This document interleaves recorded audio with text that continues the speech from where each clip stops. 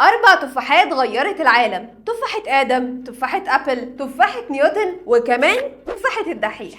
من يجي 10 سنين كده ظهر لنا شاب على يوتيوب اسمه أحمد الغندور، خريج كلية العلوم قسم الأحياء، وكان الفيديو عن نظرية الانفجار العظيم اللي من خلالها الكون بقى موجود. أنا هنا طبعا بكلمكم عن الدحيح، الشاب الموهوب اللي بدأ بفيديوهات عادية خالص، لكنه ما كانش يعرف إنه هيغير مجال صناعة المحتوى في العالم العربي كله، وبدأ في تقديم إبداعاته في مجالات مختلفة زي العلوم والتكنولوجيا والسياسة والصحة، ده حتى المجالات الحياتية والموضوعات الاجتماعية اللي بنعيشها دي اتكلم عنها برضه. انا شخصيا اكتر حلقات بحبها ليه اللي بيناقش فيها قضايا اجتماعيه. يعني انا مثلا لحد اللحظه دي مش قادره انسى حلقه احنا لازم نسيب بعض، على الرغم من ان عدى عليها يجي اكتر من 5 سنين. طريقته في موضوع بسيط زي الانفصال ممكن تبقى حاجه عاديه جدا، لكن في ثناياه تفاصيل معقده جدا ما يقدرش عليها غير الدحيح. وبعد ما تنتهي الحلقه مش بس تحس انك فهمت الموضوع، لا ده انت شربته وممكن انت شخصيا تشرحه. وكل ده حاجه، والافيهات المكتوبه المتسنكه صح حاجه تانية، ده غير بقى براعته هو شخصيا في رمي الافيه.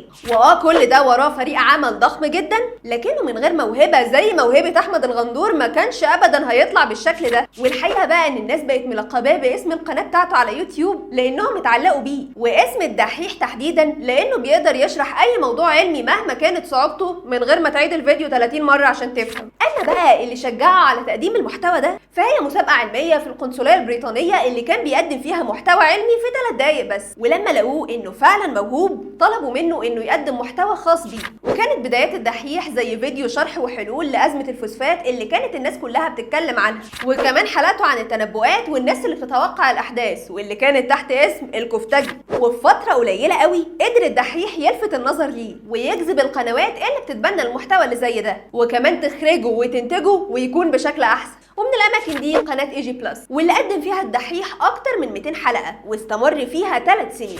ومن بعدها والدحيح ما بقاش ايقونه في مصر بس، ده في العالم العربي كله، ده حتى الفيديوهات التاريخيه اللي كل الناس بتزهق منها الدحيح وصل فيها ل 15 مليون مشاهده. ده حلقه الحرب العالميه الثانيه كانت 47 دقيقه والناس شافتها كلها.